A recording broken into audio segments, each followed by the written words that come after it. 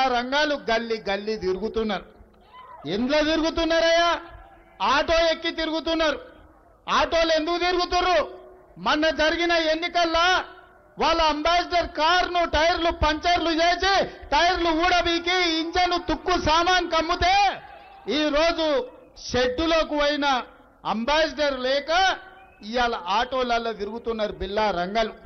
నేను అడగదలుచుకున్నా, 10 ఏళ్ళు ముఖ్యమంత్రిగా ఉన్నది మీ నాయననే కదా, 10 ఏళ్ళు మున్సిపల్ మంత్రిగా ఉన్నది నువ్వే కదా, 3 సార్లు జూబ్లీ హిల్స్ నుంచి ఎమ్మెల్యేగా నెగ్గింది మీ పార్టీ కదా.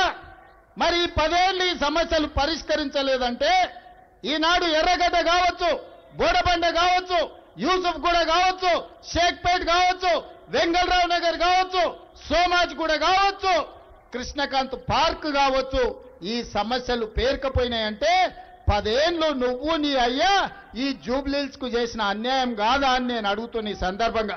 ఈ సమస్యలకు, ఈ దరిద్రానికి, ఈ పేదోళ్ళ కష్టాలకు తండ్రి కొడుకులు మీరే. మీ ఇద్దరిని కోదండమేసి కొట్టినా కూడా తప్పు లేదని చెప్పి మా యువమిత్రులు, మా యువకులు అంటున్నారు. ఇవాళ మమ్మల్ని గెలిపించండి గెలిపించండి అని ప్రచారం చేస్తారు. చేస్తా ఈ పక్కనే ఒక పెద్ద కాంపౌండ్ ఉంటుంది 100 ఎకరాల. గండ్లకు కూడా బామార్తులు ఇద్దరు పోయినరు. ప్రచారం చేస్తా ఓ ముసలాయనాడు చెట్టు కింద కూర్చుంటే పోయి నమస్కారం పెట్టారు. ఆ ముసలాయన గుర్తుపట్టనాడు కూర్చుంటే అడిగారు, ఏం తాత నన్ను గుర్తుపట్టినవా? నేను కేటీఆర్ను అని. ఏమని ఆయన నేను గుర్తుపట్టలేదంటే, అయ్యో నన్ను గుర్తుపట్టవా?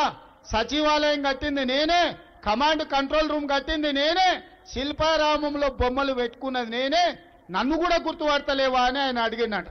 అప్పుడు ముసలాయన చెప్పిండు, నేను కూడా లోపలికి వచ్చినప్పుడు చార్మినార్ కట్టింది నేనే, హైటెక్ సిటీ కట్టింది నేనే, హుస్సేన్ సాగర్ కట్టింది నేనే అని చెప్పేటోని నాయన. 2 కరెంటు తీగలు తలకాయకు పెట్టంగానే అన్ని చక్కగా అయిపోయినాయి. నేను డాక్టర్కి చెప్తలేను ఆయన, తొందరలోనే నీకు కూడా 2 వైర్లు పెడితే మొత్తం చక్కగా అవుతుంది, మామూలుగా అవుతావులే బిడ్డ, వచ్చినప్పుడు గట్లనే ఉంటుంది కానీ నా 2 కరెంటు షాకులు పెడితే చక్కగా అవుతావు అని. ఇవాళ కేటీఆర్ పరిస్థితి గట్లుంది. 10 ఏళ్ళు మీ అధికారం ఉన్నప్పుడు ఈ సమస్యలను ఎందుకు పరిష్కరించలే? ఈ మైనారిటీల సమస్యలు ఎందుకు తీరవలే? ఇవాళ మైనారిటీల గురించి మాట్లాడే హక్కు నీకున్నదా? ఇవాళ ఈ మైనారిటీలకు అన్యాయం చేసింది నువ్వు కాదా? ఇవాళ నా మైనారిటీలకు 4% రిజర్వేషన్ ఇచ్చింది కాంగ్రెస్ పార్టీ కాదా? ఇవాళ నరేంద్ర మోడీతోని జంట కట్టి 3 తలాక్లో 370 ఆర్టికల్లో ఈ రోజు సిటిజన్ అమెండ్మెంట్ యాక్ట్ లో నరేంద్ర మోడీకి ఓట్లేసి రాజ్యసభ లోక్సభలో గెలిపించింది.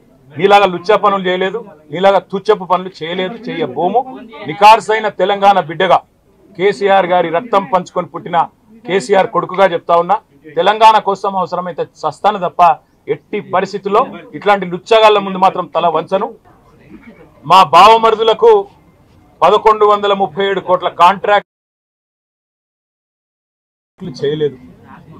మంత్రిగా నేను కౌన్సిల్లో కూర్చొని, కౌన్సిల్ ఆఫ్ మినిస్టర్స్ లో, కేబినెట్ లో కూర్చొని నా కొడుకు కంపెనీకి కాంట్రాక్ట్లు ఇచ్చుకోలేదు, లేదా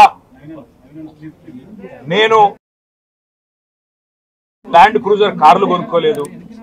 ఆ పనులు రేవంత్ రెడ్డి గారు, ఆయన మంత్రివర్గ సహచరులు, ఆ సాగు తెలివితేటలు, ఆ అవినీతి తెలివితేటలు వాళ్ళకే ఉన్నాయి. నేను 50 లక్షల రూపాయలతో ఎమ్మెల్యేలను కొనుగోలు చేయడానికి పోయి దొరికిపోయిన దొంగను కూడా కాదు. నేను నిఖార్సైన తెలంగాణ బిడ్డను. ఏ పని చేసినా తెలంగాణ కోసం, హైదరాబాద్ ప్రతిష్టను పెంచడం కోసం చేశాను. 1 పైసా అవినీతి కూడా నేను చేయలేదు, చేయబోను. సరే, ఇవాళ ఈ కొంచెం ఉర్రకుండా ఆగలుగుతారా? ఇవాళ కొంతమంది అర్థమయ్యి కాని వాళ్ళు, తెలిసి తెలియని వాళ్ళు ఏదో కొంత బురద జల్లి తాత్కాలికంగా మీడియా మేనేజ్మెంట్ ద్వారా రాజకీయ పబ్బం గడుపుకోవాలనుకునే కాంగ్రెస్ వాళ్ళకి నేను చెప్పేది ఒకటే, నిజం నిలకడ మీద తెలుస్తుంది. మీరు ఇవాళ చల్లే బురద ఎట్టి పరిస్థితుల్లో మా దృష్టి ఏదైతే కేంద్రీకరించబడిందో దాని నుంచి తప్పించలేదు. మేము మాట్లాడుతూనే ఉంటాం, కొట్లాడుతూనే ఉంటాం. గత సంవత్సర కాలంగా విద్యుత్ ఛార్జీలు పెంచవద్దని కొట్లాడింది టీఆర్ఎస్. లగచర్లలో నువ్వు రైతులను జైల్లో పెడితే అడ్డుకున్నది టీఆర్ఎస్. నువ్వు హైడ్రా పేరిట ఇండ్లు కూలగొడితే అడ్డుకున్నది టీఆర్ఎస్. 6 గ్యారంటీల అమలు నువ్వు చేయకపోతే నిలదీసింది అడిగడుగున కేసీఆర్ బృందం. తప్పకుండా మా దృష్టి మేము మళ్ళించాం. నువ్వేదో నా మీద కేసు పెట్టి నన్నేదో చేసి దానివల్ల మా పార్టీ క్యాడర్ను మా నాయకత్వాన్ని నువ్వు దారి మళ్లింపు దృష్టి మళ్లింపు దిశగా ప్రయత్నం చేస్తాను అనుకుంటున్నావు రేవంత్ రెడ్డి. అది నీ వల్ల కాదు. ముమ్మాటికి నువ్విచ్చిన 420 హామీలు ప్రశ్నిస్తూనే ఉంటాం. నువ్వు ఎన్ని కేసులు పెట్టినా ఇది కాదు, ఇంకో 100 పెట్టుకో, ఇంకో 1000 పెట్టుకో.